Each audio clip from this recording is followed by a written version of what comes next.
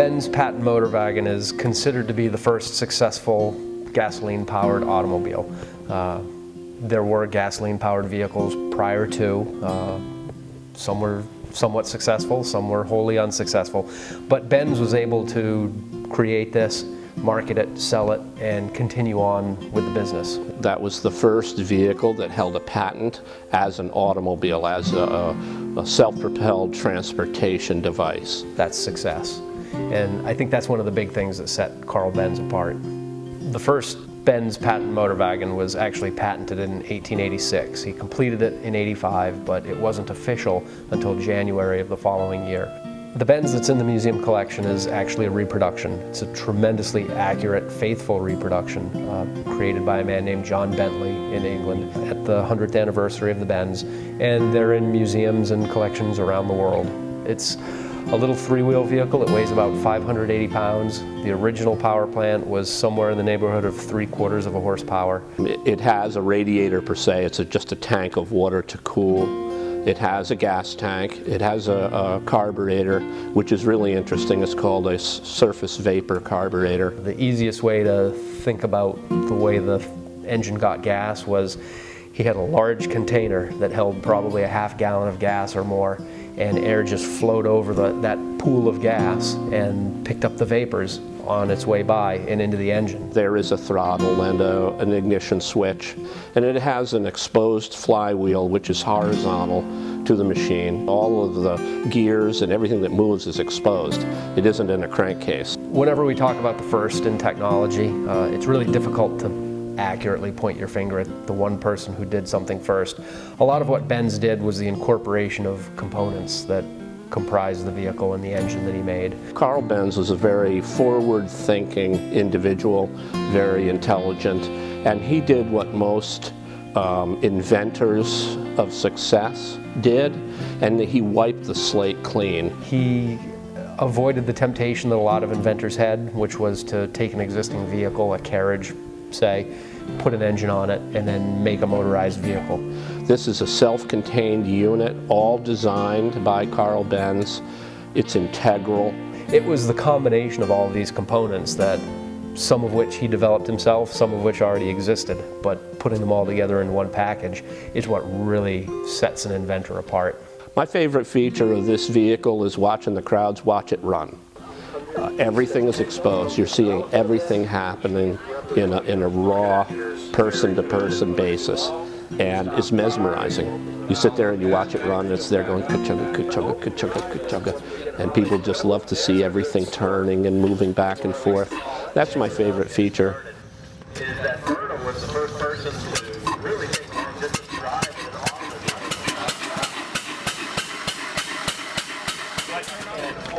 If you can take the internal parts of an engine and move them to the outside, external, then I like to see things happen. So that's my favorite feature of the car, just the rawness of it all.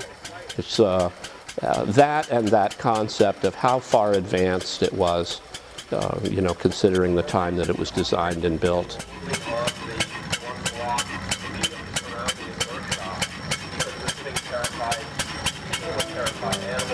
Berta Benz played a much bigger role in Carl Benz's success than I think really anyone recognizes or even understands. Their relationship, their partnership actually started before they were ever married. In 1871, she convinced her father to commit her dowry to her then fiance's business venture to help keep him afloat. Ironically, after they married, she actually lost her right to participate as an investor, as a partner in the business. And I'm not sure if it was because she married the principal or just under German law, once a woman was married, she couldn't participate in a business in that manner anymore.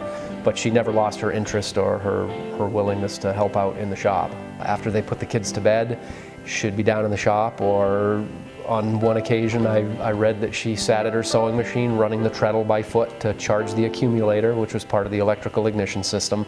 So from start to finish, she was an integral part in everything that Benz did. One of Carl Benz's biggest foibles in his career was he was a perfectionist.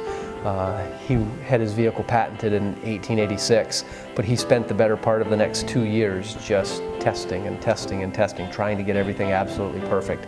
And it was Berta, once again, who just became impatient. She thought his product was, if not perfect, it was certainly ready for market, ready for the world.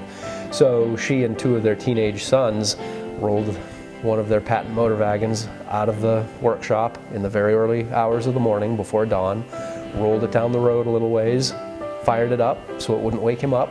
They were down the road, and they decided to take what amounted to a 66-mile trip in 12 hours to visit her mother in Pforzheim. If we launched off on a 60-mile trip, even today on modern roads, we'd be in and out of that car every 3 to 5 minutes, checking on oiling, and it doesn't have a fuel pump, so you have to manually transfer fuel from the gas tank to the carburetor. You have to do that all the time.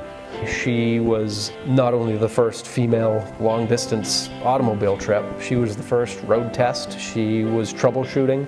When she ran out of fuel, she realized you can't just pull over for gasoline in 1888. So she stopped at the pharmacy and bought a bottle of La Grogne, which is a petroleum distillate that was used as a cleaner. When the brakes started to fail, she stopped at a cobbler's shop. She invented leather brake linings. When the fuel line clogged, she pulled her hat pin out of her hat and threaded it through the fuel line to clear out the clog. All of these little vignettes that we see along the way on this trip that individually may not really amount to much, but a 66-mile trip in an automobile in 1888 was the first time anyone had ever accomplished anything like this. A success for that car at that time would have simply been that it moves forward under its own power. 2 feet, 5 feet, 10 feet. To do 60 miles is like flying to the moon today. One of the most important developments that came out of Berta's trip with her sons, and it was a round trip. They actually drove back from Pforzheim to Mannheim a few days later, was the realization that a single gear, 3/4 horsepower car simply doesn't have the power to get up hills. When they came to a hill, she and their older son got out and they put Richard, who was 12 or 13 at the time, in the driver's seat because he was the lightest, and they sent him up the hill while they pushed and assisted. So one of her first comments was, we need more power. We need more gears in this thing. So Carl immediately fabricated a low gear so they'd be able to climb hills. Vehicles take on a totally different personality when they're going down the road, which I've always found interesting. They also take on a different personality when you put a driver and passengers in it. It looks like a different thing.